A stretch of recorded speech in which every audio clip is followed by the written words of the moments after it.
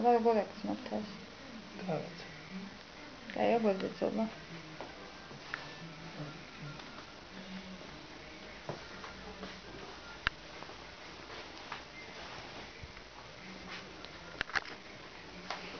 კონდა ნაწოლები აი აქ. ახლა მორჩა აქ უკვე აღარა გქონდა კიდე ქუსლებზე, ქუსლიც მოგვირჩა და ახლა გვაქვს ეს ნაწოლი იყო დაახლოებით აი ამ ზომის. აი ესეთი ზომის ნაწოლი იყო. დიხო დედა შენ გადამიღე.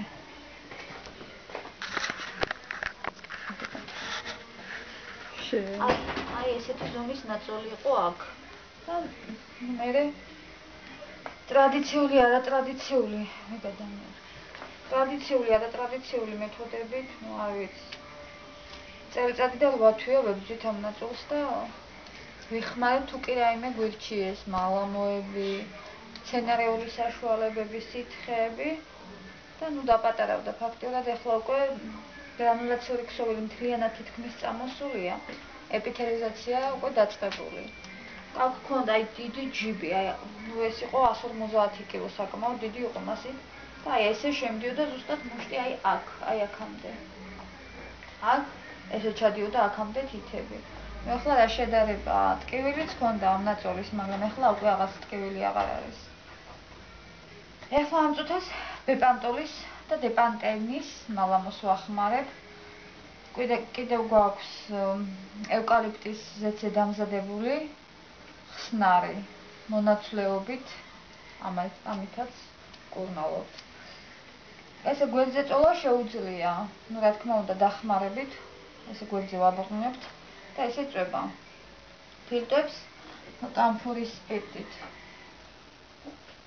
აი კამფორის სპირტით. ამას დავასხავ და ესე ბეჭებზე მას უკეთებ. ხალის მერტყმით მასაჟს უკეთებ. ну რა ვიცი, აი ამ პოზიდან თვითონ გადმობრუნება შეუძლია. ყველაზე უკეთეს, რასაც მივახციეთ ჯერჯერობით ამ ხნის განმავლობაში. მხედავ. ჯერჯერობით აი ეს არის.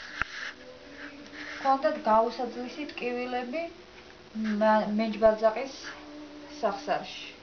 ჯერ ასტკივდა მარჯვენა მეჯბაძაყის სახსარი, მე ასტკივდა მარცხენა. მარჯვენა მეჯის სახსარი ხოთაშორის ძალიან მაგად შედა. რაღაცა 2 თვეში გაიარა. ну გადავიღეთ რენტგენი, ჯერ სახლის პირობებში მოყავდა ყველა დარგის ექიმის სპეციალისტი. და ну გითხრას არაფერი არ არის, არაფერი, ხან კონკუნთის კონტრაქტურა, ყველამ გამორიცხა მოკლედ სახსარი. მიუხედავად იმისა, რომ გადავიღეთ რენტგენი, რენტგენოგრამამაც ვერ დააფიქსირა ანკილოზი არ არის, კონტრაქტურა.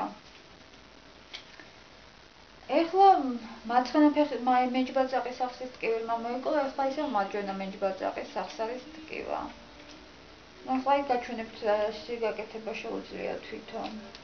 თვითონ ძალიან მონდომებულია, ყველაზე მთავარი რაც არის, მე ახლა დეპრესიული მომენტებიც ჰქონდა. ანტიდეპრესანტს როლოფტს ვაძლევთ ახლა მეოთხედი ძილის წინ. სხვა ანტიდეპრესანტი არ მიუღია. ვაძლევთ ფინლექსინს, ვიტამინების ნაკრებს. ვაძლევთ სხვადასხვა აღმდგენი საშუალებები, ცერებროლიზინი, აქტოვეგინი, კალციდესამინი, კლმედი, ნატეკალი. კიდევ გვაქვს გელა მიღებული ოსტეოგენონი, როტავიტროიალი, კიდევ ნეირომიდინი, მეგაშერკალი. ძალიან ფართო სპექტრის ანტიბიოტიკები, ჰქონდა ტემპერატურაც რაღაცა გარკვეული პერიოდი. მაგ ტემპერატურა თან ახლდა სახსრების ტკივილს. სახსრების ტკივილი დაეწყებოდა და ვარჯიშებს რო გაუძლიერდებდით, ვარჯიშებთან ერთად თან მოდიოდა სახსრების ტკივილი. ну ეხლა ესეთი ტემპერატურები აღარ აქვს 37 და 2, 37 და 3 ესე აიწევს და ну თავისით ჩამოდის. მე ესე უბრუნდება ნორმალურ მაჩვენებელს. თვითონ ძალიან მონდომებულია თვითონვე ითხოვს ეს გამიკეთეთ, ის გამიკეთეთ, გადამაბრუნეთ, გადმომაბრუნეთ. მაგრამ აი ახლა ტკივილები რო აქვს, ტკივილების გამო უკვე თვითონვე იზღუდება. ზღუდავს.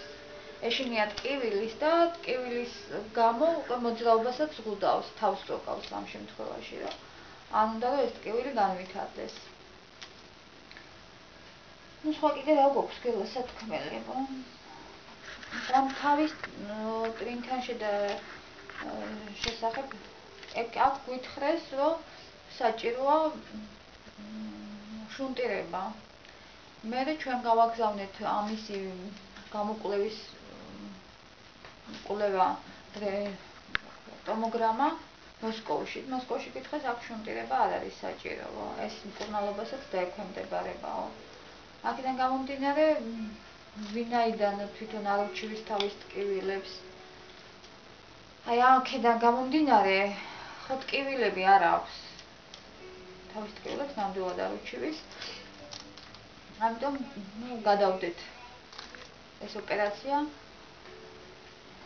ну გითხრეს ბერგსმენია თქვენი ექიმების შესახებ კანადის მედიცინის შესახებ რამდენად არის მან განვითარებული, რამდენად შეიძლება ესეთი ავადმყოფის მან მკურნალობა.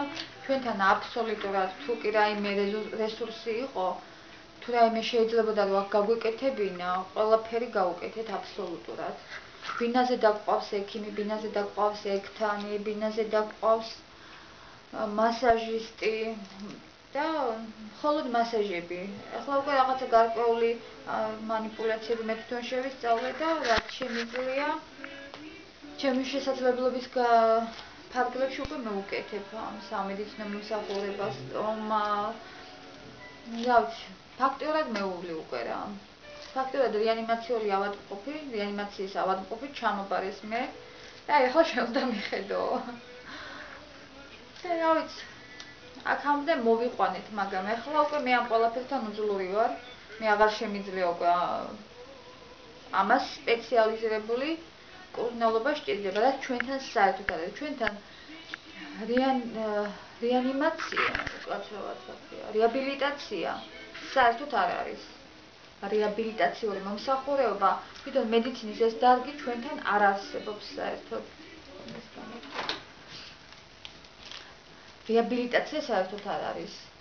ну არის სხვადასხვა ქვეყნებში, მაგრამ ბატონმა დავით ყაზაიშვილმა გელას მკურნალმა ექიმმა გვირჩია კანადა, ვინაიდან იქ აბსოლუტურად ყველა საშუალება იმისთვის, რომ ესეთ ავადმყოფს მკურნალ უნდა მიხედონო. ჩვენ სხვადასხვა წყაროებიდან იყვნენ საქართველოსდან ჩამოსულები კანადაში სამკურნალოდ. ისინიც დაგვიკავშირდნენ, ჩვენც ვუკავშირდებით და გვითხრეს, რომ იქ არის აბსოლუტურად ყველა საშუალება, რომ გელას მკურნალობას მიეხედოს და გელას ჯანმრთელობას. ერთადერთი მიზანი უკვე ჩვენი ეს არის დარჩენილი, რომ ფეხზე დავაყენოთ. რამდენადაც ამისი მდგომარეობა მოგვცემს ამის საშუალებას. მე თვითონ ექიმი ვარ, მაგრამ უკვე უძლური ვარ მე ამის მდგომარეობასთან და ამიტომ დახმარებისთვის თქვენ მოგმართავთ, დაგვეხმარეთ. ყავს 2 მცირეწლოვანი შვილი, 4 წლის და 2 წლის, მათე და თომა. ეხლა ამჟამად ბებიასთან და პაპასთან წავიდნენ სოფელში დასასვენებლად. ეხლა აქ არ არიან, თორე ისე სულ ჩემთან არიან ამ ხნის განმავლობაში. და ეხლა ექსკურსიაზე წაიყვანეს პაპამ და ბებიამ და გაყვნენ იმათ. ალბათ 2 დღეში ჩამოგვივლენ ისევ და გელამაც ცოტა მოიწონა ბავშვები რო აქ არ არიან. კითხულობს უკვე ბავშვებსაც და ეხლა ველაპარაკეთ ბავშვებს და ჩამოვალთო გვითხრენ და ველოდებით უკვე. 5 დღე რაც წასულები არიან და სახლსაც ეტყობა, გარემოსაც ეტყობა და გელას მდგომარეობასაც შეეტყო. უკვე რაღაც თითქოს მოიწყინა ბავშვების გარეშე. ბავშვები რო აქ არიან, ამხიარულებენ მოწყენის საშუალებას არც ამას აძლევენ და მიუწევიან გვერდზე, ეფერებიან, ესეც ეფერება. მამიკო მალდად იქ ფეხზე, მამიკო მალდად იქ ფეხზე, ეუბნებიან ბავშვები. ესეც არ მოგეშებთ. მე ჩემი შვილების გულისთვის მაინც დავდგები ფეხზეო. ამბობს რადაც არ უნდა დამეჯდესო, რა ტკივილების ხარჯზეც არ უნდა მომიხდეს ესო, მე ფეხზე უნდა დავდგეო. წელიწადი და 8 თვე ხდება უკვე, რაც ამ მდგომარეობაშია და თქვენ დახმარების იმედი გვაქვს.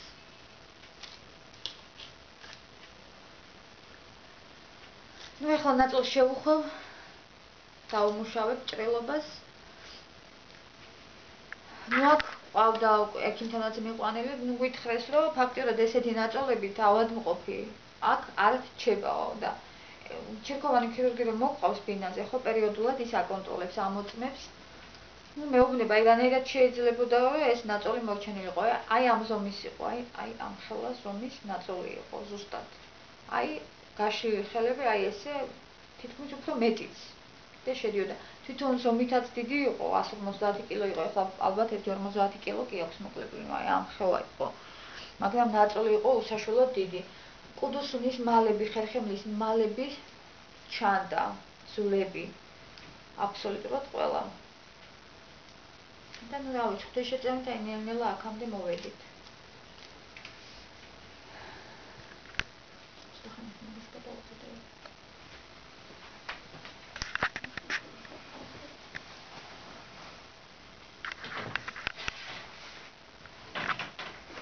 Ama parçalandı kaldı.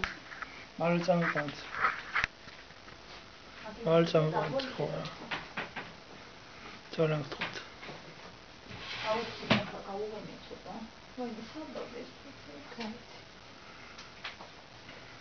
გაიღიმე ბიჭო, ტუჩები გახსენი რა იყო?